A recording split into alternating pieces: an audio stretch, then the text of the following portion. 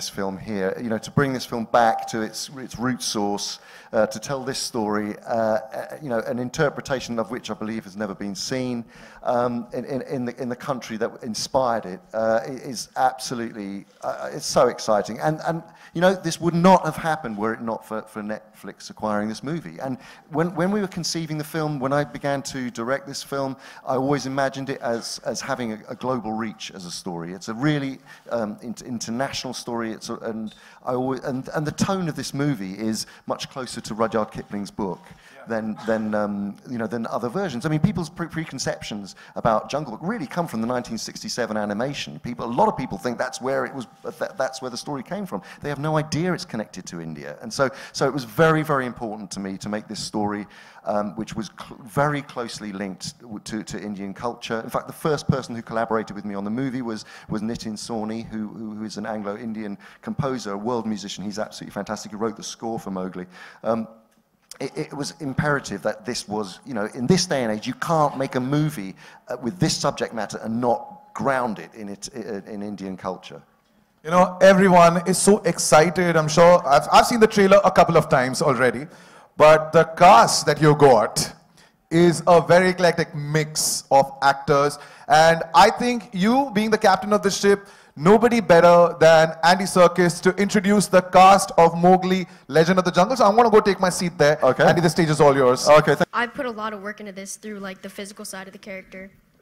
I did a lot of research on YouTube, and I actually went to upstate New York to camp out with wolves in a wolf conservatory center in order to like observe their movements and kind of observe how they interact with each other, and I tried to apply that to Mowgli.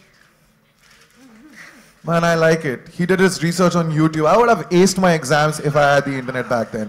All right, ladies and gentlemen, of course, I have a lot of questions, but I'm sure that you want to ask your questions. So if you could just raise your hand and a mic would reach you from friends here. Yes, there's a question. Yes, you could start from here. Oh, there's a question coming from there. There's already a mic. I have the mic, Hi. so shall I just start? If you could just address... I have the mic, so I'm just going to start. Hi. My question's for Andy, actually. You know, I know Suren just asked you about Jungle Book in the modern context, but my question is actually a variation on that. What would you say is the relevance of the story today, especially with the whole sort of man-animal conflict, conservation, the environment? You know, there's like kind of sharks, Jaws made sharks scary. Is there a possibility that kids might be afraid of tigers after this? I'm just wondering about all these sort of things. And the film does have layering about these things. Yeah, I mean, I think that our version of the film does, first of all, it digs into the notion of what it is to be an outsider. That is perhaps the most important aspect of the film, what it is to feel displaced, what it is to not feel that you belong anywhere. And that's why I think it will resonate. We live in a world that is full of people who are told to find differences in others rather than accept others. And we, you know, that is one of the things that I think is incredibly powerful about this story of belonging. I think on a sort of very small kind of political level, you can't make a version of the Jungle Book now in 2018 without recognizing when it was written, where it was set, the history of the time, and we've tried to bring that to bear in some small way in the film, in the way that in the human relationship to the jungle, in the terms of colonization, in the terms of you know, the world of animals having to recede and to be threatened and to somehow survive. So there is a comment on the fact that we are daily losing great swathes of paradise in our world. Yeah, and historically, when Rudyard Kipling was writing this book, and what he means, you know, and I firmly believe that his DNA is part of this storytelling. This boy that was brought up in India, whose first language was Hindi, who then was sent away to live in a foreign land, and was abused as a child. So I think that all those aspects really play into a modern retelling, and I don't think you can actually do it by doing a whitewashed version of this film. I think you have to connect with the place that it was originally written and based, and I think that's what we've done. And a quick question for your son. What was it like working with Dad and doing what he's made so famous the world over with his performance capture techniques? Yeah, it was great working with him. Obviously, it's cool to see that he's developed this way of acting, and it's been cool to like try out, you know, the performance capture suit. But it was cool because we'd go into work together, and then we'd come back, and it was just like a normal day. Me getting home from work, him getting home from work. So it was cool. It was a new experience. All right, there's a question coming from Rudrani. Yes. Hi, Rohan. I thought you were fantastic in the trailer. What's very interesting is that Mowgli, in different versions, has been always seen as this boy who's been brave, but yet there's this cuteness about him. What we see here is more like a warrior towards the end, where you sort of take on the world.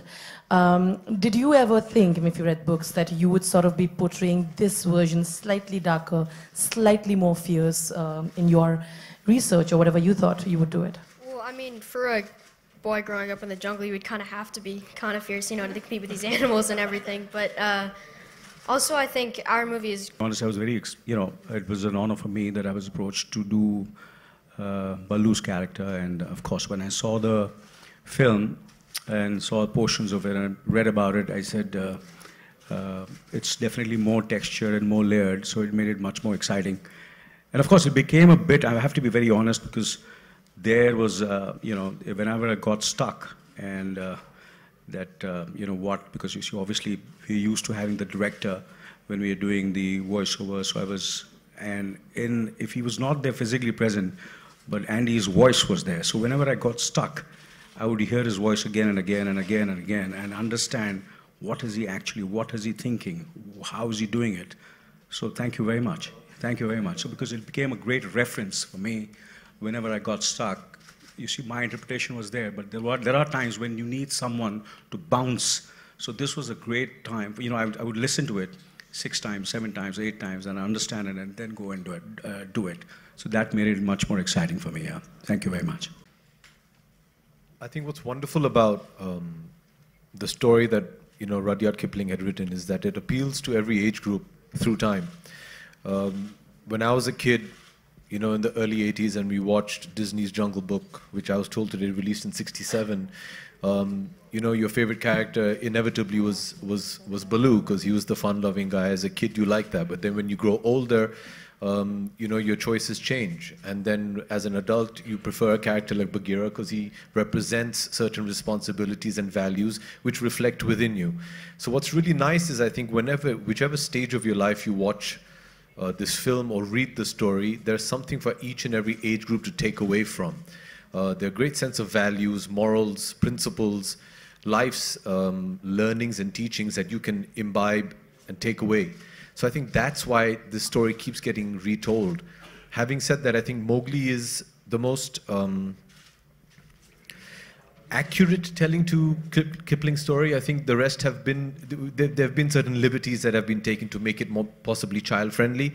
I think Mr. Serkis's version is most honest and true to the original script that Rudyard Kipling had written. Having said that, I think you realize that there's a lot more depth in the story.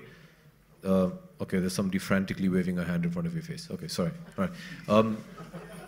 No, I'm just used to Netflix saying 5 minutes, 3 minutes. I was just wondering, are they telling me to shut up? Sorry. Sorry. Hurry up, hurry up. Okay.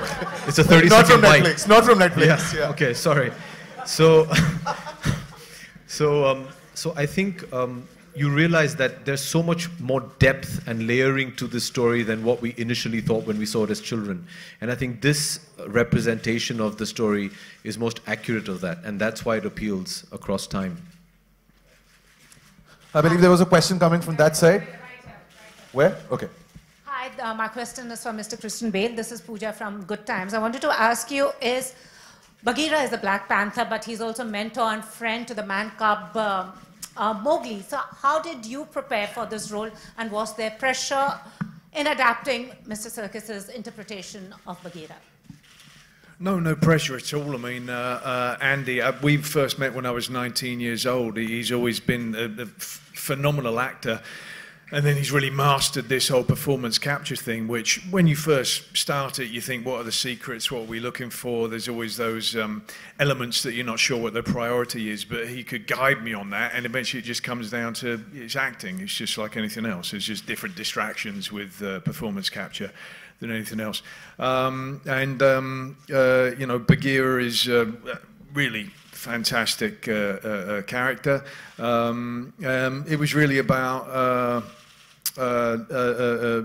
observing panthers, you know, trying to get the movement down.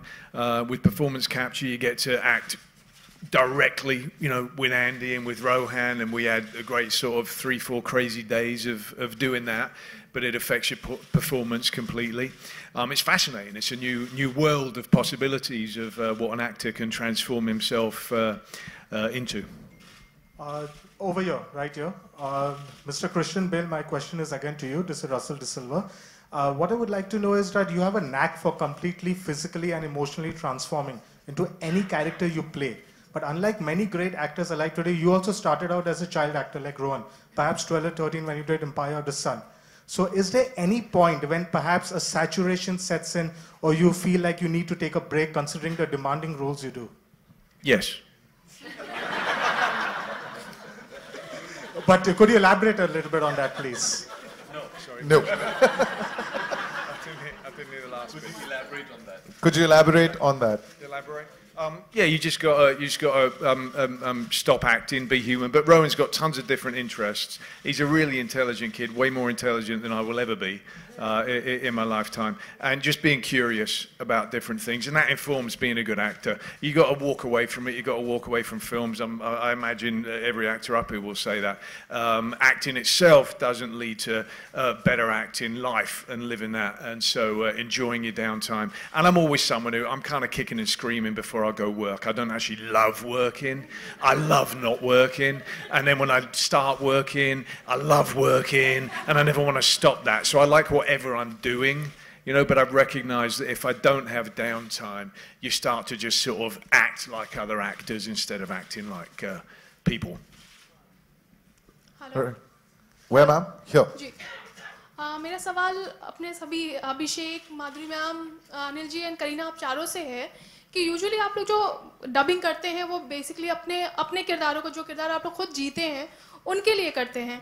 यहाँ जब आप एक मतलब जो किरदार जब अलग से डब कर रहे हैं, जो आपने निभाया. You haven't spoken, so please. मैं हट जाता हूँ, मेरे को पता है, मेरे को मार पड़ेगी. 1 second. Good enough, you guys? You can see? Yeah, please, Kareena. Well, of course, from the roles that I've played normally, which has been, you know, completely different to what Ka's character required. I think I enjoyed this a lot more because I found her voice very, very powerful, very, very, it had to be slightly hypnotic because she kind of hypnotizes Mowgli and, in a way to take his decision, you know, and shows him the way, you know, to his journey, the path. So obviously it's slightly hypnotic, slightly seductive, very, very powerful. I felt like when I was dubbing, I felt like, I don't know, I was like on stage. I had to be slightly more theatrical. The voice had to sound like it wasn't me. So I actually enjoyed doing it. When it was over, I was like, God, why weren't there more scenes? Madhuri, ma'am?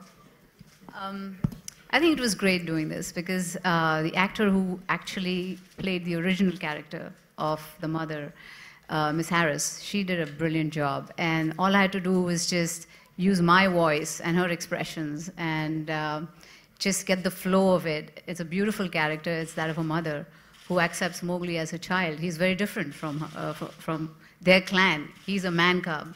And yet she goes out, she's generous, she is loving, she's giving, and she accepts him as his own. And that was a wonderful thing, I think, which is needed in the world today. People are different, and you need to embrace something that's different, and that's what she does. And I enjoyed playing her, because she was beautiful, she's ferocious, she will protect her man cub right here at every cost. And I just loved and enjoyed playing her.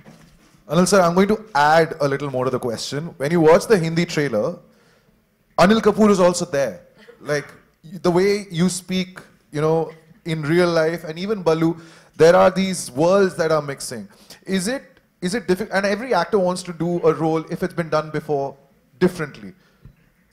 Were you watching what was happening in the English version while you were, you know? I did say that, yeah, I did. Because I would, you know, try out first.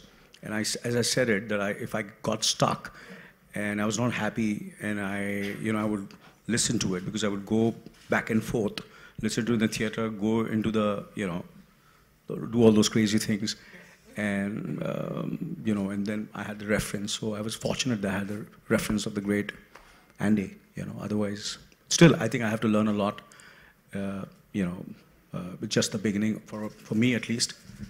And I wish I get an opportunity where I would get to work with all these great talented people like Christian Bale and Andy.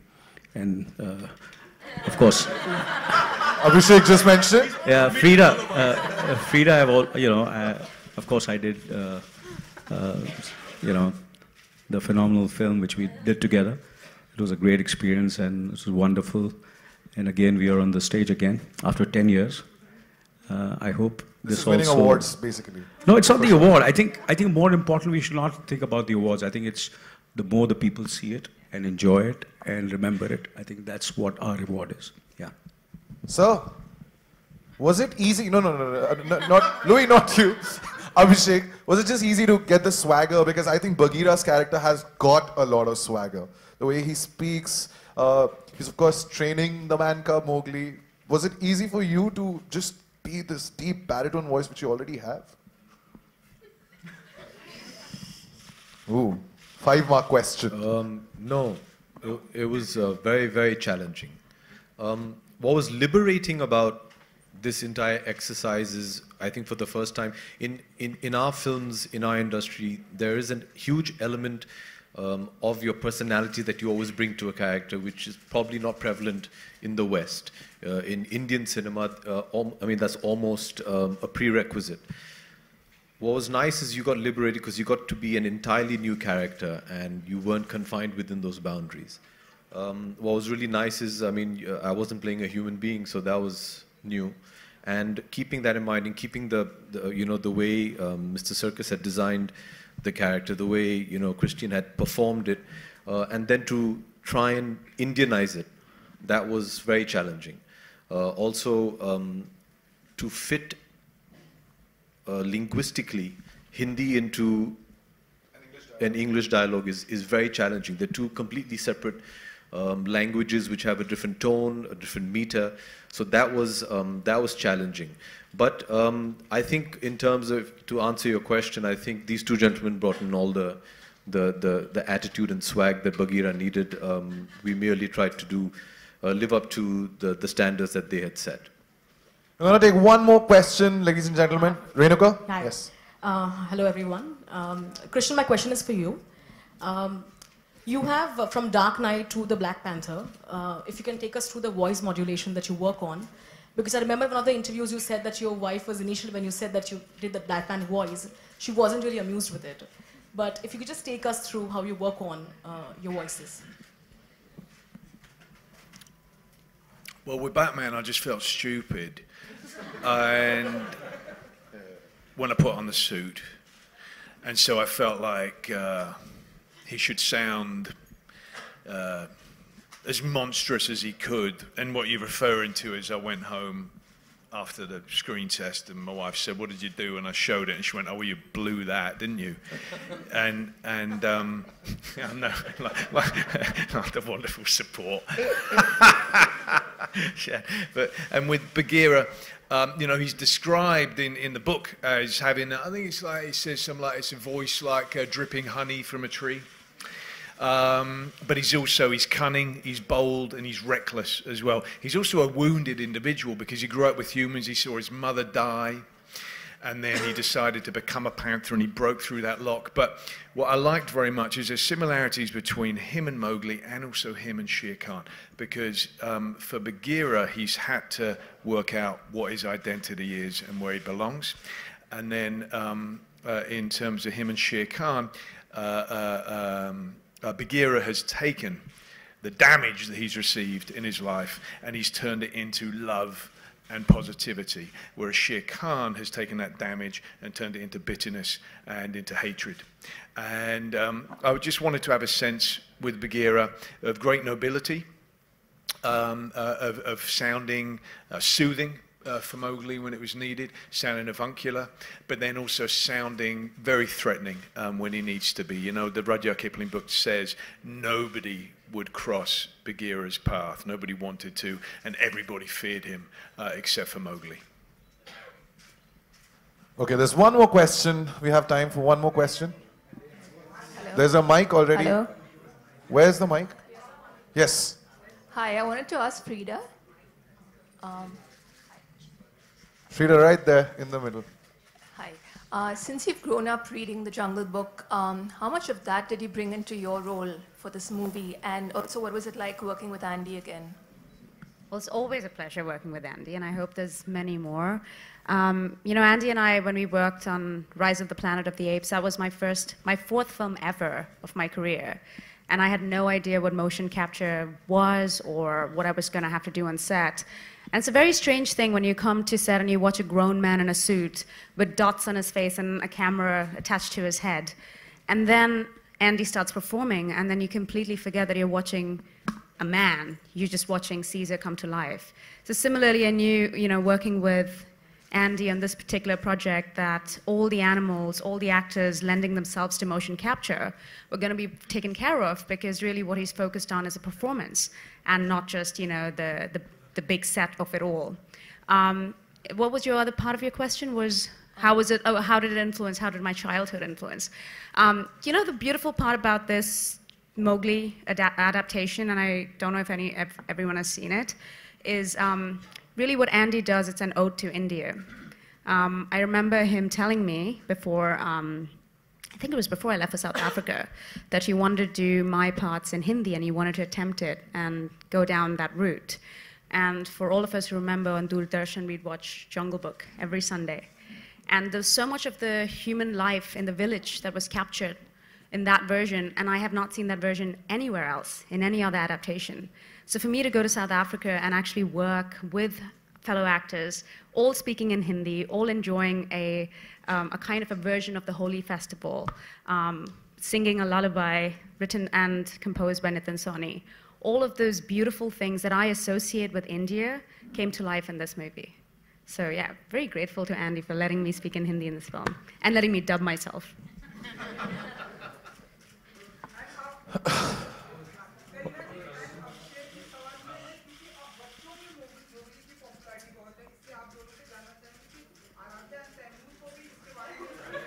Okay, that was bound to happen. I didn't hear the question.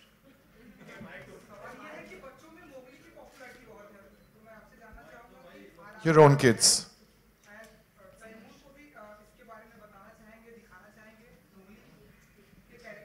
Haji. You want to repeat? Yeah, I mean, he's 2, so he not... He's 2. For you, he's 2. And? So not right now. Not right now. All right, ladies and gentlemen, the cameras were clicking away, but of course now it's that big family photograph. But I'm going to invite the producer of Mowgli, Legend of the Jungle on stage.